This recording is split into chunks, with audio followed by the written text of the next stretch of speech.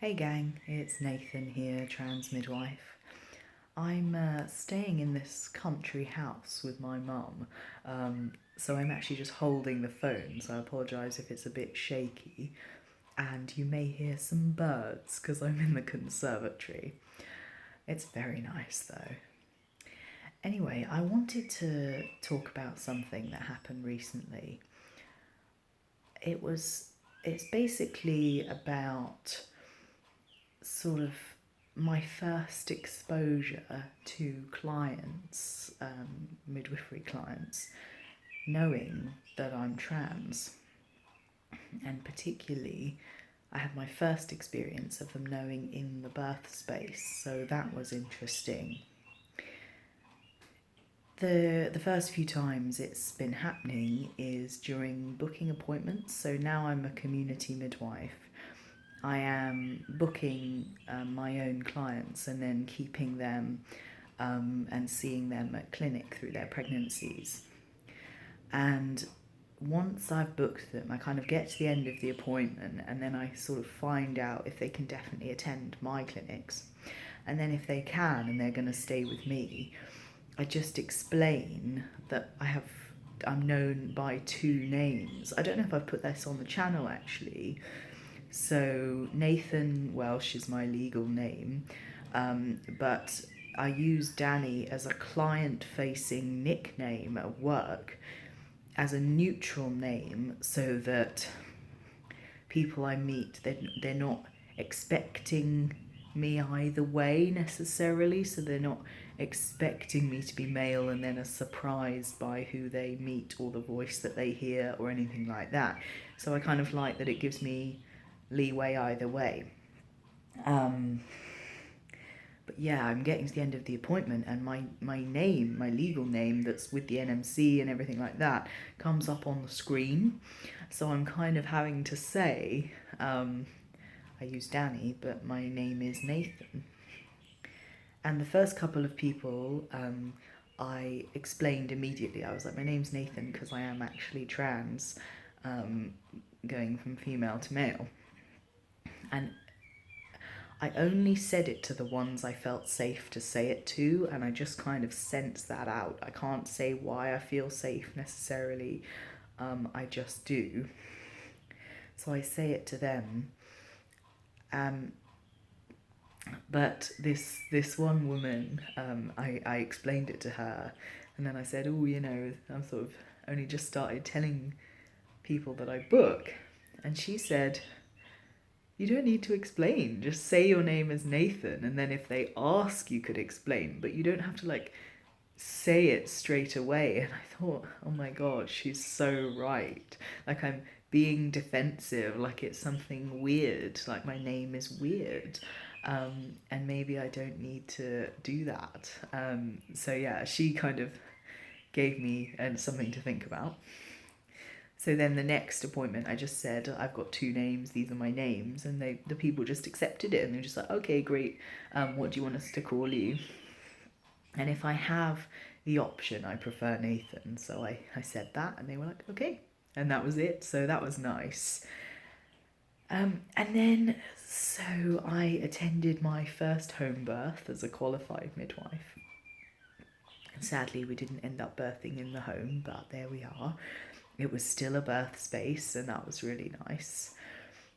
And I was with an amazing colleague who I already knew reasonably well just from the hospital and things. And she's seen my channel and she's very aware of everything. And I was kind of driving to that appointment expecting that before we went in, we might have a little conversation and she might ask me, what are you expecting? What would you like me to say? And in my head, I was ready to say, I want you to say she, because I'm not ready yet to tell clients that I use he and that I'm trans, especially not going into their home. That made me feel quite nervous. But we didn't get a chance to ask and talk about it, and I kind of forgot, and we went in, and then unprompted, with no question, she just started saying he, because she's awesome. and I didn't really know what to do with myself. I was like that. And I think the clients started to pick up on it after a couple of times. They probably heard it the first time and thought, and then they heard it the second time and like, yes, that's definitely what she said. She said he. And I think the dad heard that a couple of times, and that prompted him to kind of casually ask, so do you have many male midwives at the trust that you work with? As a very clever, subtle way of asking, I think. And he asked my colleague, and she said really casually, she was like, yes, we have a student midwife who's male, and Danny, of course, and sort of indicated me. And I was so nervous for some reason, and it really freaked me out. And I think it was because I just didn't go into this space expecting that, and I'd always imagined that I wouldn't introduce myself as he in the birth space until I was naturally read as he, and until it was assumed. So I kind of glanced at him and I didn't really look at him, and I just looked back at the woman. But there was no question. It was just all really accepted, and they were really lovely. And I kind of, and we carried on with the birth, and you know, things weren't made to be about me at all, as they shouldn't. You know, it shouldn't be about me. And afterwards, I messaged my colleague and sort of said, you know, I'm sorry if I reacted strangely. That was a new experience for me, and I wasn't sure if I was ready for it. And she was apologetic. She was like, oh, I'm sorry if I spoke out of turn and whatever. And I said, oh no, you know, I needed that push, and I think I did. I think I needed someone to just put it out there for me. You know, a lot of the time it's important for the person, the trans person, to take those steps, but I think sometimes actually being encouraged by your allies and your supporters to be yourself, not to come out. Not she didn't, or maybe some people would think that she'd outed me, but it didn't feel like that. It just felt like encouragement to feel safe and to be able to be me. So actually I said thank you, because I realised that actually maybe it's not as big of a deal as it feels, and you know, 90% of the time I'm sure people will just be totally chill about it. So yeah, that was sort of my first experience with that, and I'm very grateful to my colleague for being my ally and actually giving me a push to be myself. And I did feel more relaxed, and it was really positive. So yeah, that was pretty much all I wanted to say.